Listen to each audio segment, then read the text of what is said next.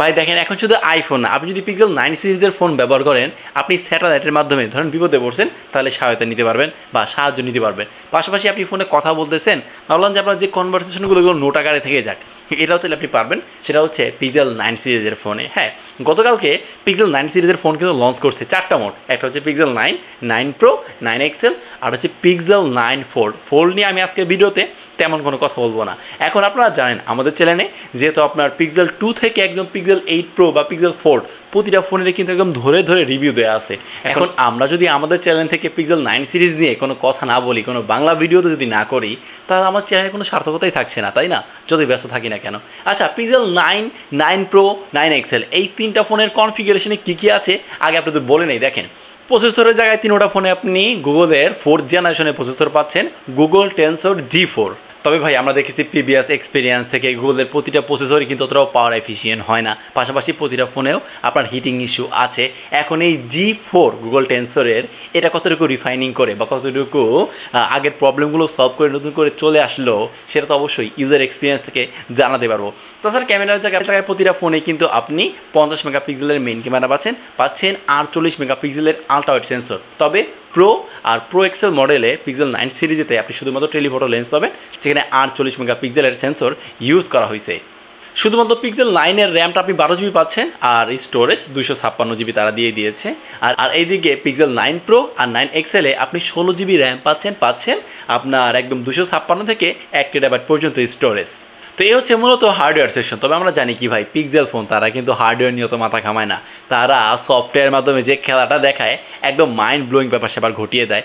তো এখানে কিন্তু তার কিছু অবশ্যই খেলা আছে। এবার পিক্সেল 9 সিরিজের ফোনে যেই ফোনটা আমার কাছে বেশি ইন্টারেস্টিং লেগেছে সেটা হচ্ছে অ্যাড ফটো। লাইক ধরেন আপনারা 3জন 4জন ফ্রেন্ডরা মিলে একটা জায়গায় গেছেন, তো গ্রুপ ফটো তুলবেন। ওখানে ধরেন আপনারা 4জনই আছেন, তো এখানে 3জন আগে একটা ছবি ক্যাপচার করবেন, দেন পরবর্তীতে যে ছবিটা ক্যাপচার করছিল সেও কিন্তু সে ফ্রেমে অ্যাড হতে পারবে।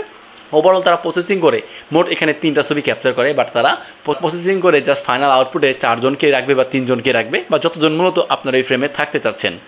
আবার এইদিকে অ্যান্ড্রয়েডের মধ্যে পিক্সেলই প্রথম ফোন যারা আইফোনের মতো স্যাটেলাইট যে ফিচারটা দিতেছে বা স্যাটেলাইট যে হেল্পটা দিতেছে, যদি আপনি কোনোভাবে হারিয়ে যান কোনো একটা জায়গায়, এইটা আসলে কাজে বাজে লাগিয়ে আপনি স্যাটেলাইটের মাধ্যমে সিগনাল দিতে পারবেন যে আমি হারিয়ে গিয়েছি বা এখানে বিপদে পড়েছি। তবে আমাদের বাংলাদেশের প্রেক্ষাপটে আসলে এরকম কোনো কিছুই হয় না আর হবেও না। এটা লাগবে হচ্ছে আমেরিকার ওই যে অ্যালাস্কা বা অ্যালাস্কার জায়গাতে।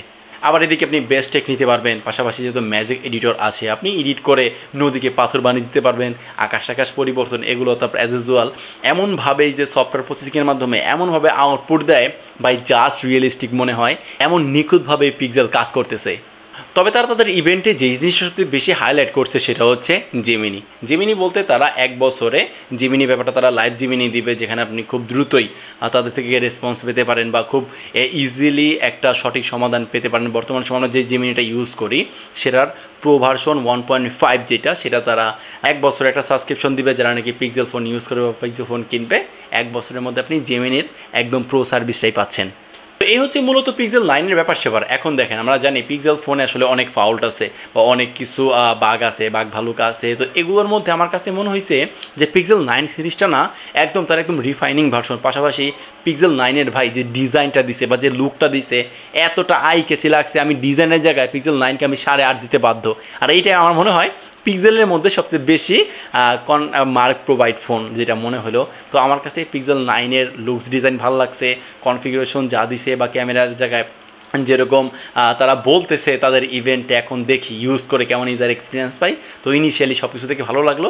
আমার কাছে মনে হয়েছে এতদিন পরে মোটামুটি যদি তারা চিপসেটটা একটু ভালোভাবে যদি রিফাইনিং করে আমাদের দিতে পারে, মোটামুটি অন্য ফোনকে আইফোন বলি স্যামসাংকে বলি বিট করার মতো ক্যাপাবিলিটি অনেকটা আমার কাছে মনে হয়েছে পিক্সেলের হইতেছে।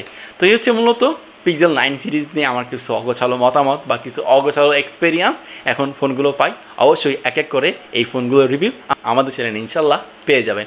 তো আজকে এই পর্যন্তই। যদি ভিডিওটা ভালো লাগে অবশ্যই লাইক করে দেন, আর এরকম ইন্টারেস্টিং ভিডিও পেতে চাইলে আমাদের চ্যানেলটা অবশ্যই সাবস্ক্রাইব করে রাখবেন। আল্লাহ হাফেজ।